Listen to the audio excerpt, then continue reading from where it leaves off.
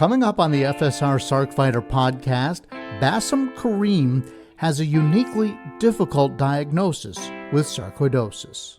And I asked him, I said, do you think I'll ever get a remission? He said, in my case, no, I'll probably never be able to get to a remission because that would mean having to wipe my immune system too much to slow the sarcoidosis down. And he didn't want to do that. Not only is he fighting Sarc, but he's also HIV positive. You know, I am careful when I go out in public. I do put a mask on anyway, just because I've had COVID 5 times, and that's the last thing I want to get right now. Basim's story is coming up. This is the Sarc Fighter podcast, living with sarcoidosis and other rare diseases. Here's your host, John Carlin.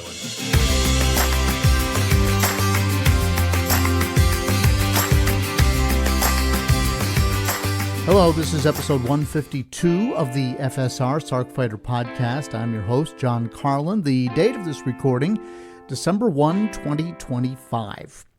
Basim Karim will be joining me today, and I'll tell you what, life is throwing him a curveball and then maybe a slider and a knuckleball all in one. That's baseball speak for a pitch that's nearly impossible to hit. As far as I know, that pitch doesn't actually exist. You talk about life throwing you a curveball, which is something difficult, but he's kind of got that times 3 or 4, and he is going to share his story with us today. He's an HIV survivor for more than 20 years, but because of that condition, doctors are limited when it comes to treating his sarcoidosis. You know, they can't suppress his immune system anymore because then all of a sudden the HIV could become an issue. And there's a number that they track that he's going to share with us that shows how much your immune system can be depressed. And they don't want that number to get too low or else he becomes vulnerable to other issues. In the meantime, he's in serious pain. And he's going to talk about that. And that's all coming up in just a little bit. Meanwhile, here at home, I tried my hand at pickleball. I had never played pickleball before. And I may have shared this. I can't remember, but you guys have heard me talk about the fact that after my surgery to do the biopsy on my spine, I woke up with limited mobility in my legs, and so I haven't been able to run. I haven't been able to play, things that I used to do like basketball or long distance running. But a friend of mine said, look, my husband teaches pickleball. Why don't you and your wife come out and we'll give you a lesson? And I thought, well, okay, maybe this was my mindset.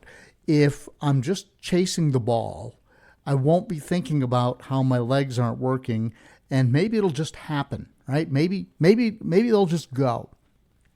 And so we were playing. We got some instruction. You got to let the ball bounce, and this is how you serve, and this is how you keep score, and you hold the paddle like this. All the things, right? And I played tennis back in the day. I mean, I never played for a school or anything like that, but I could stand back behind the baseline and hit the ball and and have a proper rally and serve and play some games. But it's been at least 20 years. But the point is that I always had decent hand-eye coordination, and I thought, well, if I could get to the ball, and when you play doubles with pickleball, you don't have to move that far. And I thought, okay, I'm going to give this a shot. So we decide, all right, we've hit the ball back and forth, and we're all doing pretty well, and I'm really loving it. I'm really having a great time. And so the ball lands in front of me, and I'm standing kind of back a ways, and it's just barely over the net. So I have to run forward and hit the ball before it bounces, and I have to hit the ball before it bounces a second time, or we're going to lose the point. And when I pushed off with my left foot, everything gave. I crumpled up on the ground, just absolutely certain that I had blown my Achilles tendon, or the sensation was that the back of my leg had become unattached from the back of my foot. That as it was happening in the moment, that was the sensation, right? And I can't even begin to tell you how unpleasant that was. I guess you probably could tell. And so I come rolling up, and everybody's looking at me like, "Are you okay? Are you okay?" And I said, "No, I think something pretty serious just happened." And so I put it on ice, and I couldn't put any weight on my leg, and my wife pulls the car up on the grass next to this place. It's an actual like a pickleball complex, right? An indoor pickleball complex, very nice. But they let Mary drive the car up so I could get right out the door and get in her car. And a friend of mine is a guy that I travel with, actually. He and his wife are close friends with Mary and I, and he's an orthopedic surgeon. So I called him and I said, "What's the chance that this is my Achilles tendon?" He said, "Just drive over to my house and I'll look at you in the car and I'll tell you what I think it is." So we do that. It's dark. I'm in my wife's Subaru. I can't stand up, but he's down there, and he has me swing my legs outside the car, and he's pulling and probing and so forth. And he said, "I don't think it's your Achilles tendon." He said, "I think it's something called the plantaris tendon." Now, that's actually, in the grand scheme of things, that's good news. It is not as serious as an Achilles. It's still quite serious, but the time to recovery is shorter. The need for surgery is probably less. And so, but he says you still need to go see a doctor. So the next day I go to see the doctor, and it is the day before Thanksgiving break. And so I wound up seeing a nurse practitioner, and she says, no, she said, when I squeeze right here, your foot is supposed to move, and your foot's not moving. She says, I think it's your Achilles. So we're going to schedule you for an MRI, and I'm going to get you to see the orthopedic doctor here, and then we'll go from there. So where am I today? Well, I still don't know if I need surgery. They've got me in one of these walking boots that comes all the way up to my knee, although it's so hard to go up and down stairs that when I'm walking around the house, I'm just kind of like limping and gimping and making it work here at home. And so I've had the walking boot, and we ordered one of those scooters online for people who have a cast or a walking boot. So I put one knee up on the scooter and I push along with my other foot, and yay, John, we're getting it done. So that's all great. Of course, Thanksgiving, the walking boot was fascinating to my grandchildren. There's a little thing on it where you pump up the air pressure, and that puts air around your foot area so it doesn't slide inside the boot. Well, my grandkids just love pumping up the air, and then you can hit another button that lets it out, and then you pump it up, and so that's been great fun. So anyway, all I can say about sarcoidosis and my injury is the connection is that I haven't done, since 2016 when I was diagnosed, I haven't done anything that really involved explosive energy, like lunging to go after the ball, or I used to play basketball, trying to like fake a guy out and then drive hard to the basket and get around him after you fake him out. That kind of thing used to be a regular part of my life, but I've also gotten, now 9 years older, and nothing explosive, and I just don't think that my poor leg was ready for me to decide, I got to get to that ball before it bounces a second time. And so when I pushed off as hard as I could, again, without thinking about it, right? You just react. There I was. So that's my tale of woe for today. Merry Christmas. But we've got a great interview coming up, and I do want to report two things to you about sarcoidosis, both of these from Sarcoidosis News. The first, it kind of shows some promise of some drugs that have been on the sidelines when it comes to treating sarcoidosis. So this is by Marissa Wexler, MS. And her report says that you can combine angiotensin angiotensin receptor blockers, better known as ARBs, which are medications used to lower blood pressure. If you do that with a class of diabetes medications called SGLT2 inhibitors, they actually may improve survival in adults with sarcoidosis. And this is a new U.S. study.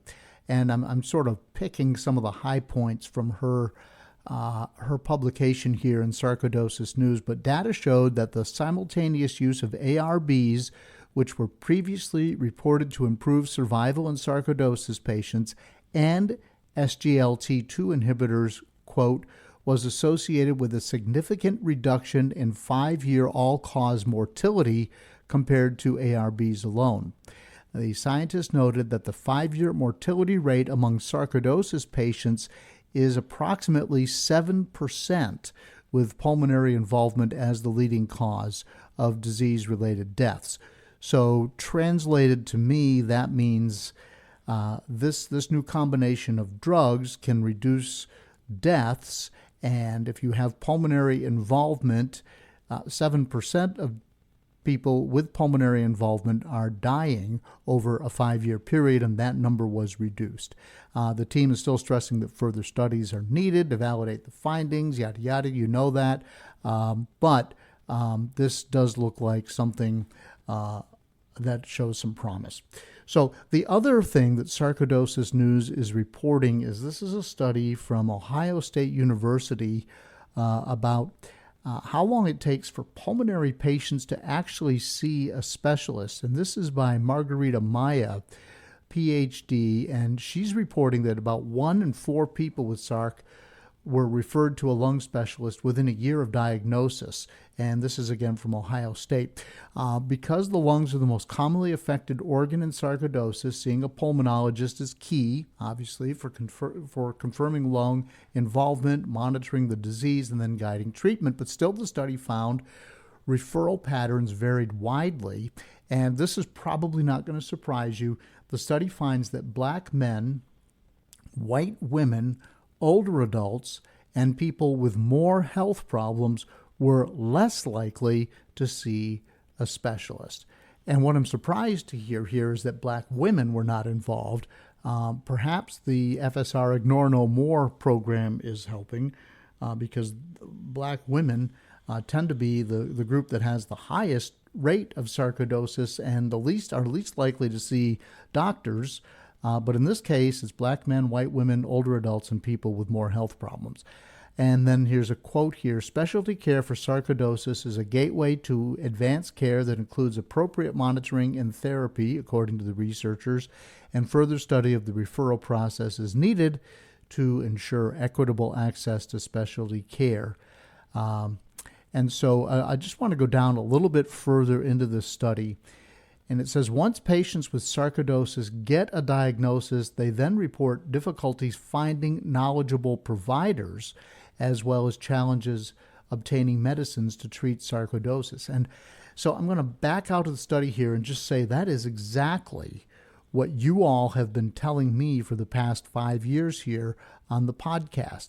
It's hard to find that researcher. They're scattered all over the country. A lot of SARC patients live in rural areas, and it's difficult. And you're going to hear Basim today talk about the fact that he lives in rural Tennessee, and he's finally getting to see a specialist.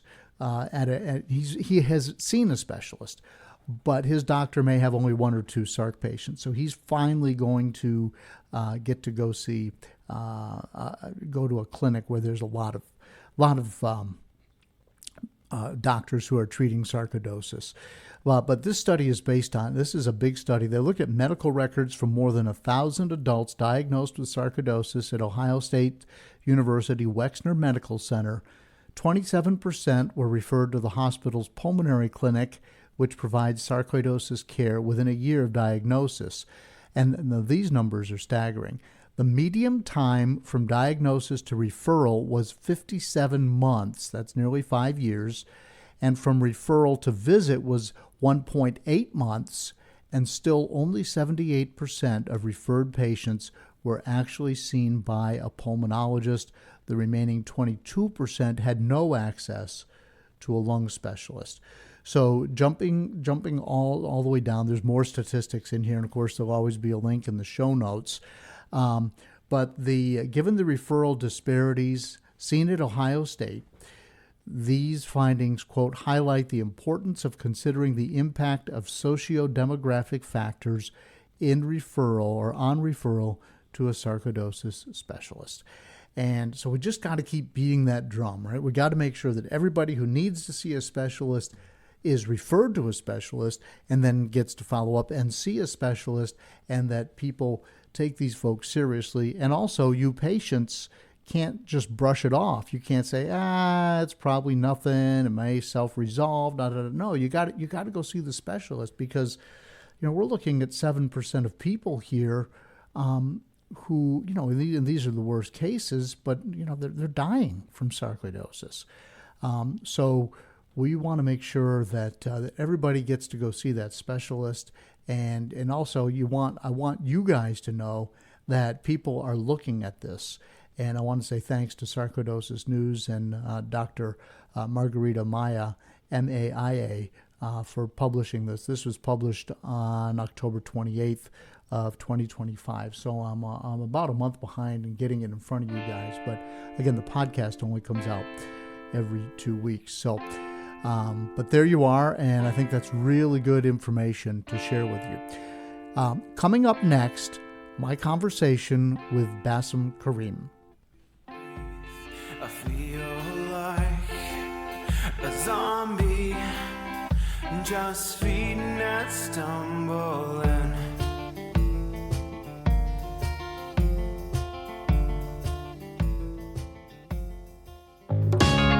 Hi, I hope you're enjoying the Sarc Fighter podcast. You may be wondering, what can I do to help? How can I be a part of the sarcoidosis solution? It's simple. Make a donation to KISS, Kick In to Stop Sarcoidosis. 100% of the money goes to the Foundation for Sarcoidosis Research. Look for a link in the show notes of the Sarc Fighter podcast. Welcome back to the FSR Sarc Fighter podcast. Joining me now is Basim Karim, who's living in Tennessee and has an unusual situation with his sarcoidosis. Basim, welcome to the podcast. Thank you. Yeah. So you are you've got pulmonary sarc. Tell us a little bit about that. Well, my sarcoidosis, like a lot of people's, was found as an incidental finding. I had gone to the emergency room for something completely different, and they did a CT scan of my from my neck down to my waist, and saw that my lymph nodes in my chest, my hilar mediastinal lymph nodes, were just completely ballooned up, and they saw saw nodules in my lungs, and at first I was told I had lymphoma, which scared the fire out of me. Right. And so got sent to an oncologist. She said, no, I think it's sarcoidosis. So she sent me to a pulmonologist, and he had a PET scan done. We did the biopsies, the endoscope, did the biopsies and everything, and it all came back positive for pulmonary sarcoidosis. Right. So that sounds like a pretty quick diagnosis to me. I mean, nothing's quick when you think you're living with lymphoma. Let's get that out of the way. Right. But from the time that they found they did the scan to the time that someone said the word sarcoidosis to you, how much time was that? Let's see. Yes, the whole process started about the first week of May. I think it's like May 5th or 6th when I went to the emergency room, and I had my diagnosis by June 5th. Oh wow, that is fast. Yeah, that is fast. So I'm kind of a pest when it comes to making sure my health gets taken care of quickly. Okay, I gotcha. So so how were you feeling at that time? Well, Overall, I guess I was feeling fairly fine. I had just a constant dry hacking cough that wouldn't go away. I did find I was short of breath if I had to walk, fairly long distances or go upstairs. But having had COVID 5 times, I thought it was lingering side effects from the last round of COVID I had. I thought it was just long COVID, and that's what I was going to have to deal with for a while. Mm-hmm. And so I didn't think anything of it. I never even bothered to pursue it. Got it. But you did not think that you had something that was drastically wrong with you. No, no, not at all. Yeah. And so you go to the ER, they're looking for something else, and and they do this scan and it lights up, like people have talked before, like a Christmas tree, right? Yes, that's exactly what happened. Wow. So when the doctor discovered that you had sarcoidosis, and you live in a rural area of Tennessee, is that correct? Yes, it's a very rural area. Yeah. So what was the doctor's reaction when you all started talking about sarcoidosis? Well, he was trying to be reassuring, but I'm the kind of patient I don't want my doctor to mollycoddle me and tell me everything's going to be all right. I want him to tell me directly, straight up, what's going to happen. What am I going to expect? And I asked him, I said, do you think I'll ever get a remission? He said, in my case, no, I'll probably never be able to get to a remission because that would mean having to wipe my immune system too much to slow the sarcoidosis down. And he didn't want to do that. Yeah. Now, you're HIV positive, Yes, and yes. so that throws a big wrinkle into the standard treatments for sarcoidosis, doesn't it? Exactly, because with HIV, the goal is to get the HIV into remission, get it into hiding, which I've been undetectable now for 25 years. I'm considered a long-term survivor of HIV. But the whole goal of HIV is to get your immune system up, get it functioning, get it fully active again. And from what I've learned with sarcoidosis and talking to my doctor, the goal of sarcoidosis is to slow your immune system down to get it to stop building all these um, granulomas. Yeah. So that's the conundrum we're in. So that meant no prednisone for you. Right, correct. And that's usually the first line of treatment for sarcoidosis. So have they been able to knock it back at all? You're on methotrexate, right? Yes, I'm taking 15 milligrams of methotrexate a week. I take that on Fridays. And I don't know if it's helping or not. I have another PET scan scheduled in January, and that's when we'll find out if I'm actually getting some relief from it. As far as the breathing symptoms go and the cough, no, I've not seen any difference at all in that. So you've got another scan just about what, a month from now. We're recording this on December 1st. So Right. Yeah, give or I take. think the next scan is January 6th. Okay, beautiful. Are you looking forward to that anxiously to see what it says? Yeah, I've always been kind of sometimes a bit of a pessimist when it comes to health issues. I kind of like to expect the worst and hope for the best and be satisfied with something in the middle. So if I can see some improvement, maybe my lymph nodes have gone down or whatever, then I'll be happy with that. I don't expect it to be in remission because it's also in other parts of my body too. It is. So yeah, you had mentioned that. So let's talk about that a little bit. Where else is it showing up? It's in my hip joints and my right kidney. And with it being in my hip joints, it sometimes makes it very difficult to move around or at least walk distances until I have to sit down or use a walker to keep me going. You are using a walker. From time to time, yes. Wow. Yeah, Wow. the sarcoidosis has really, since initially finding out about it, and then the diagnosis and everything, everything has moved so fast with it. As far as it impacting my health. I mean, I'm even on oxygen now while I sleep. Oxygen. So you go to bed at night and you put on a mask, and does that help? It seems to be helping. I'm on 4 liters of oxygen, and it seems to be helping. I'm waking up a little bit more refreshed and rested, and I'm sleeping longer, which is good because before I would wake up, I'd go to bed about 10 o'clock and wake up at 5 in the morning just because I couldn't sleep anymore. Wow. So let's we're at a place where there's so many questions I have because your situation is so different. Let's go with the rural part first. Okay.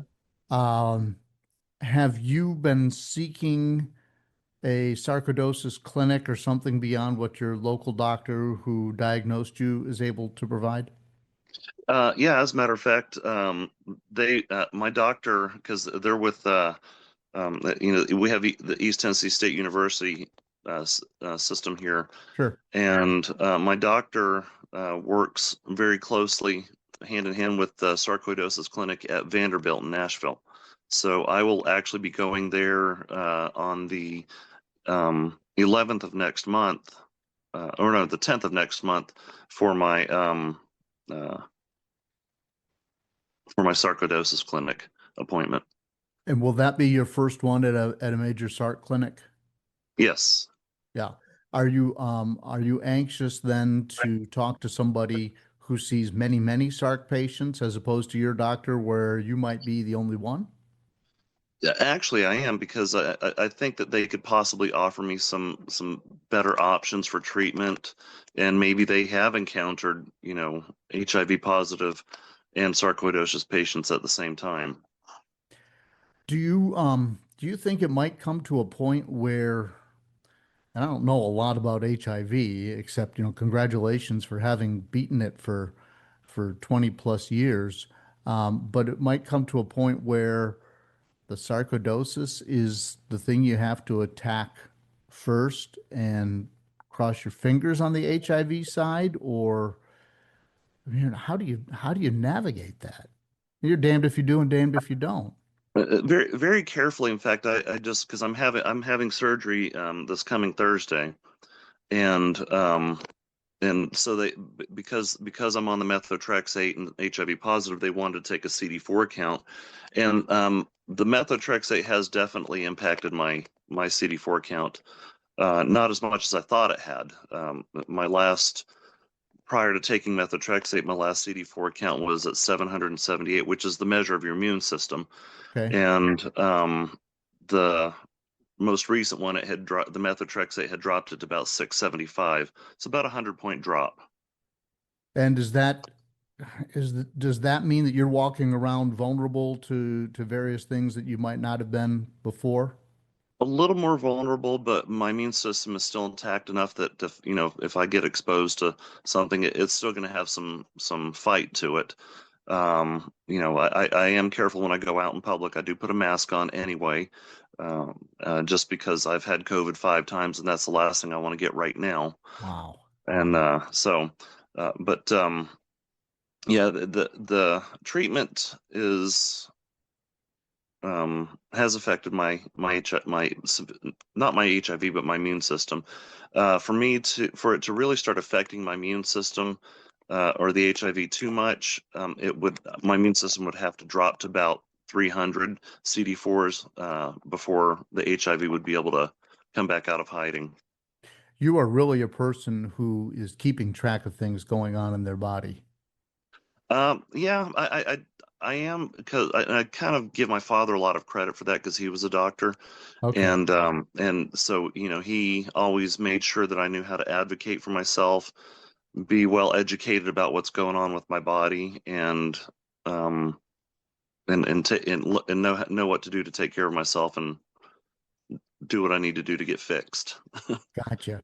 How did they diagnose that it was in your hip?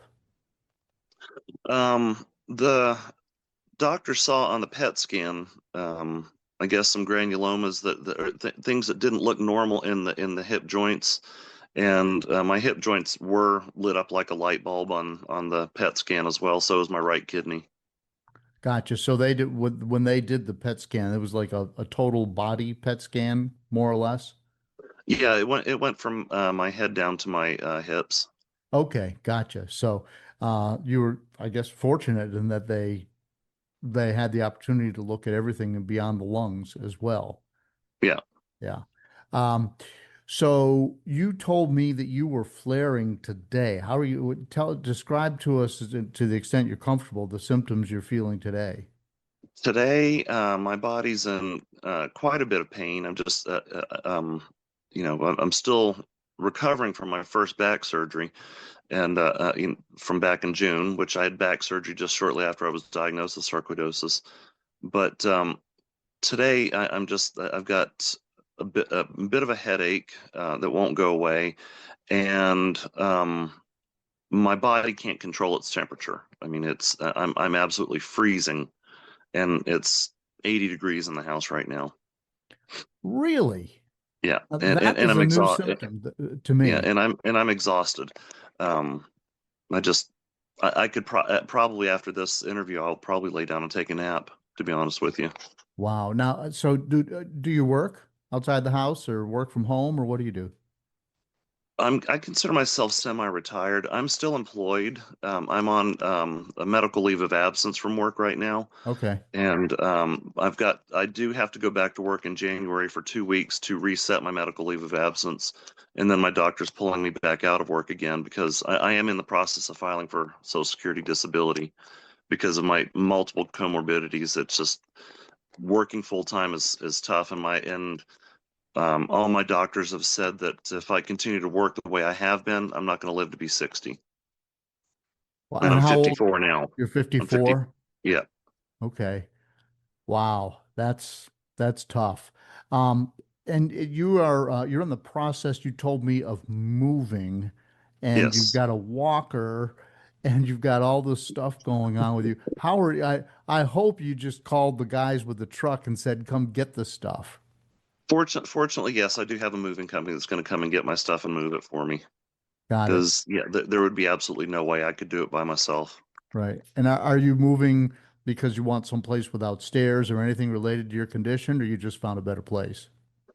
Just found a better place. Okay. As much as I hate to say it, unfortunately, I am going through a divorce, and so I've found a much better place that will fit me, and it's gonna be a lot more comfortable, and I can concentrate on me. Gotcha. I gotcha. I'm not trying to dig too deep into your personal Oh life. no, that's okay. Just trying. Quite all right. Okay. All right. Um, so you said you were in pain today. Is the pain in your hip primarily? Yes, Okay. yes. And how about how winded are you with the pulmonary? Still. Just pretty much just getting out of bed gets me winded Yeah. today. Yeah. Yeah. I'm, Go ahead. Well, and that this body temperature thing, I'm curious about that because I told my wife probably 5 times I'm ready to move. We live in Virginia, so we don't have terrible winters here. But from November to the end of April, I wished I was in Florida because I'm cold all the time. mhm. You know. So, but I just figured that was just age for me. I Yeah, didn't associate. I'm literally cold all the time too. In fact, up until up until I was diagnosed with sarcoidosis, I hardly ever wore long sleeve shirts. Hardly Huh, ever. huh. Now there's scarcely a day that I wear a short sleeve shirt. Right now I've got a pretty good size sweater on, and most of the time I'm walking around the house with a very thick, fuzzy hoodie on because it keeps me warm all the way down to my ankles. Yeah, yeah. I am.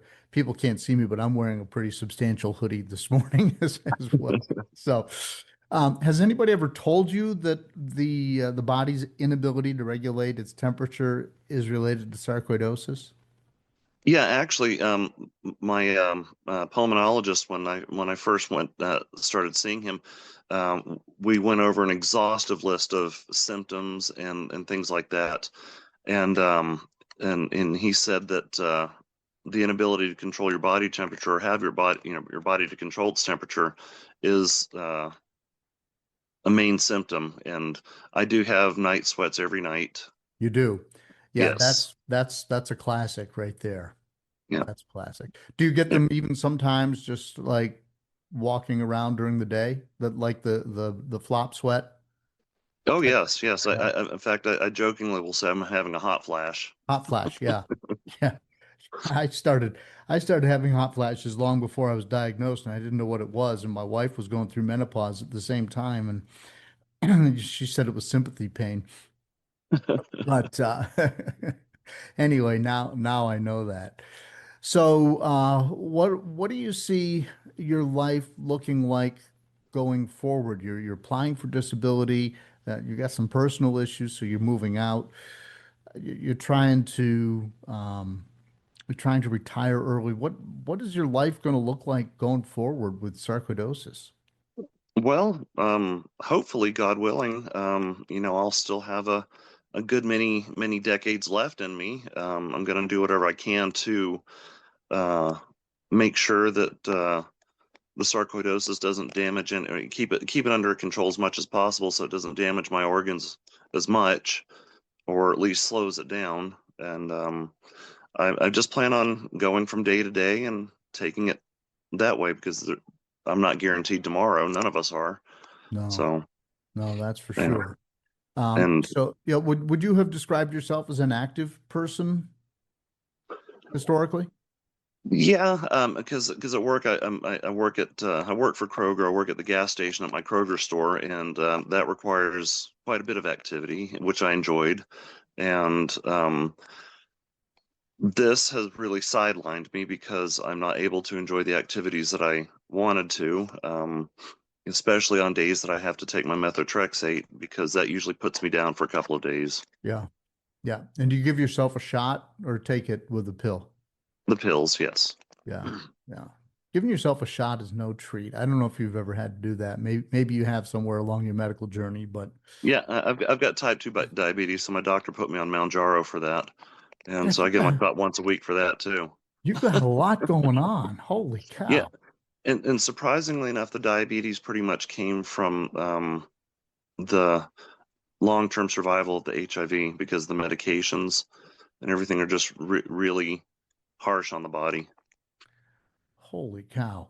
And you said something about back surgery. Is that what they were looking at when they originally discovered the No, I'm a 12-year survivor of anal cancer, and Okay. um Yeah. and so I was having I'd had and I don't mind being personal. My life is an open book. I was having some rectal bleeding because I had had a hemorrhoid banded, and because I do take anticoagulants, the bleeding wasn't stopping. It took forever, so I just went to the emergency room to as a precaution in case I needed to have a transfusion or whatever. And that's how they found it. They were trying to scan my abdomen to see if there's any internal bleeding going on, and that's how they found it. Wow. Wow. Man, I tell you, life medically did not deal you any choice cards, did it? No, I got the best of both worlds from my mother's side and father's side of the family. Gosh, I'm so sorry, Bassam. So, what would you say to people who are fighting sarcoidosis and are listening to this and are hearing all the things that are going on? Do you have any words of wisdom in terms of keeping up the fight or fighting the good fight or just accepting? Where are you on that line? Um, I'm I would say kind of in the middle. I would definitely say be strong and advocate for yourself. Find other people, your friends, family, that can advocate for you when you can't speak for yourself, when you're having too much, when you're feeling just too bad. But also, I'm on the side of this has really depressed me too, because early on, I trying to find any kind of support system for sarcoidosis was near difficult, and that's how I stumbled upon your podcast, and that gave me a lot of encouragement to keep fighting it and doing research myself. Oftentimes doctors say it's dangerous to play Dr. Google, but once you have the diagnosis, and oftentimes doctors don't tell you things in terms that you can understand, Dr. Google does help make sense of what's going on, and I've been able to understand my illness a lot better and realize that no, it's not going it's not, because at first I thought it was a death sentence. I was just like, oh my God, here I go, another potential death sentence. Realize I do for people, I want people to realize that it is treatable.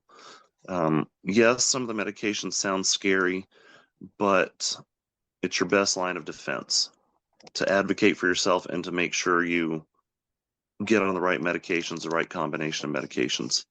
Yeah. For you, because it's different for everybody. Yeah. Have you found anybody else who's HIV positive who's got sarcoidosis? Not yet. Okay. I did start a Reddit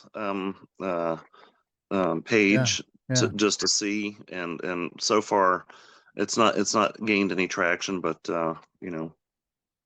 I know that I will one day, and probably even at the my visit to Nashville to the sarcoidosis clinic there. If you would send me a link to that Reddit post, I'll put it in the show notes. And Okay. if anybody is listening to this and wants to connect or whatever, then that would probably be a good way to start a conversation with you. I can do that. Yeah, if you like. All right. Well, Basim, is there anything else you'd want to share with the audience today? Just keep your head up. It's a tough disease. There's a lot of people that aren't going to understand it. There's a lot of people in your life who are just going to think that you're faking when you're, when you say you're too tired to move, too tired to speak.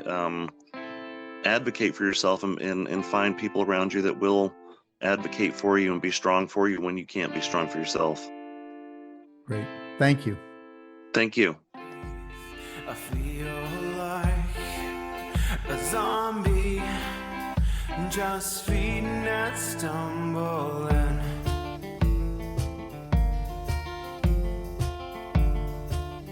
Thanks to Basim for being so forthcoming with his story, and let's hope that when he gets to Nashville and sees a doctor with more experience with sarcoidosis, maybe they can carve out a treatment path that gets him some long-term relief, takes care of his sarcoidosis, but doesn't lower his immunity too much.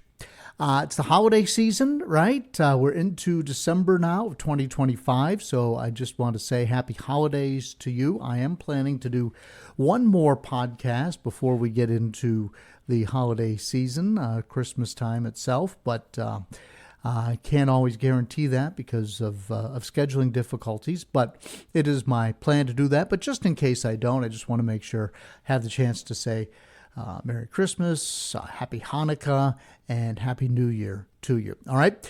This is a good time to contact me. If you want to share your story on the podcast, you can email me at carlinagency@gmail.com. I love the feedback. I'm getting a lot of emails from people these days. And if you want to be on the podcast, that's the best way to contact me. The official Sark Fighter song is Zombie by Mark Steyer and his band, the White Hot Lizards. Mark is a fellow Sark fighter. Hear the story behind the lyrics way back in episode 12, but we did get an update from Mark, and he wasn't doing too good, but he shared all that with us back in episode 118. The podcast comes out every other Monday. As I'm speaking today, my trusty Boxer Dougal is curled up in my office, and he makes my life so much better. Don't forget to follow Sark Fighter on social media, Facebook, Instagram, Peloton, and my cycling blog. Carlin the Cyclist has a section called Cycling with Sarcoidosis. If you're new here and you just want to figure out what sarcoidosis is, maybe you did a Google search, you found the podcast, and now you're going through all these episodes, go back and listen to episode 2 with Dr. Simon Hart. My story is episode 1. Please send me an email again. It's in the show notes, carlinagency@gmail.com. And until next time, keep fighting. Learn to suffer, you feel strength.